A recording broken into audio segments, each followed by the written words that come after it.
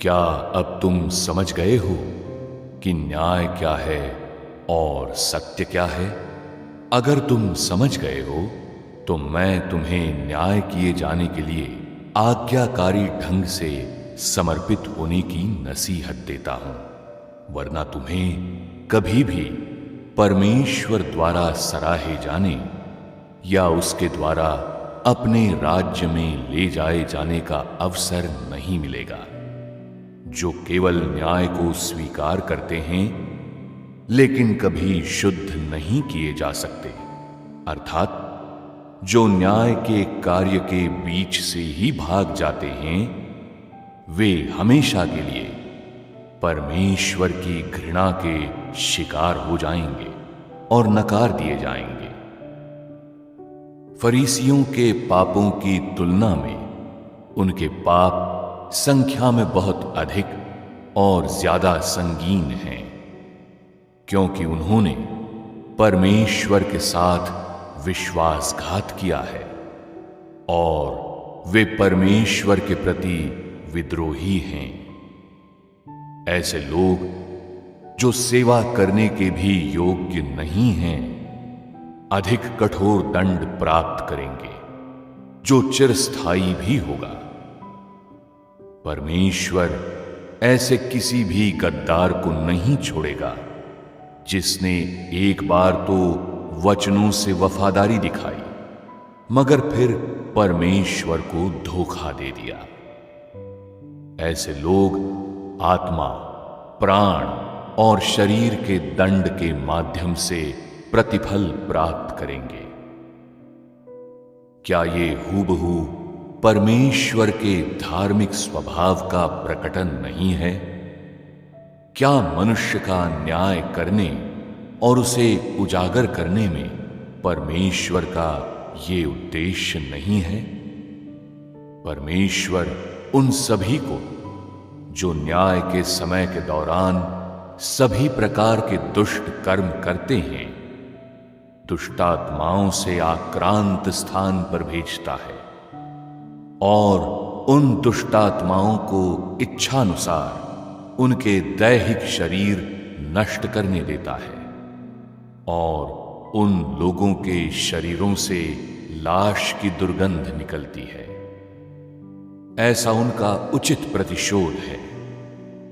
परमेश्वर उन निष्ठाहीन झूठे विश्वासियों, झूठे प्रेरितों और झूठे कार्यकर्ताओं का हर पाप उनकी अभिलेख पुस्तकों में लिखता है और फिर जब सही समय आता है वो उन्हें गंदी आत्माओं के बीच में फेंक देता है और उन अशुद्ध आत्माओं को इच्छानुसार उनके संपूर्ण शरीरों को दूषित करने देता है, ताकि वे कभी भी पुनः देह धारण न कर सकें और दोबारा कभी भी रोशनी न देख सकें। वे पाखंडी जो किसी समय सेवा करते हैं किंतु अंत तक वफादार बने रहने में असमर्थ रहते हैं, परमेश्वर द्वारा दुष्टों में गिने जाते हैं, ताकि वे दुष्टों की संगति में पड़ जाएं और उनकी उपद्रवी भीड़ का हिस्सा बन जाएं। अंत में परमेश्वर उन्हें जड़ से मिटा देगा। परमेश्वर उन लोगों को अलग फेंक देता है और उन पर कोई ध्यान नहीं देता जो कभी भी मसीह के प्रति वफादार नहीं रहे या जिन्होंने अपने सामर्थ्य का कुछ भी योगदान नहीं किया, और युग बदलने पर वो उन सभी को जड़ से मिटा देगा। वे अब और पृथ्वी पर मौजूद नहीं रहेंगे। परमेश्वर के राज्य का मार्ग तो बिल्कुल भी प्राप्त नहीं करेंगे। जो कभी भी परमेश्वर के प्रति ईमानदार नहीं रहे किंतु उसके साथ बेमन से व्यवहार करने के लिए परिस्थिति द्वारा मजबूर किए जाते हैं, वे परमेश्वर के लोगों की सेवा करने वालों में गिने जाते हैं। ऐसे लोगों की एक छोटी सी संख्या ही जीवित बचेगी, जबकि बड़ी संख्या उन लोगों के साथ नष्ट हो जाएगी जिनके द्वारा प्रदान की गई सेवा मानक स्तर की नहीं होती। अंततः परमेश्वर उन सभी को जिनका मन परमेश्वर के समान है, अपने लोगों और पुत्रों को और परमेश्वर द्वारा याजक बनाए जाने के लिए पूर्व नियत लोगों को अपने राज्य में ले आएगा। वे परमेश्वर के कार्य के परिणाम होंगे।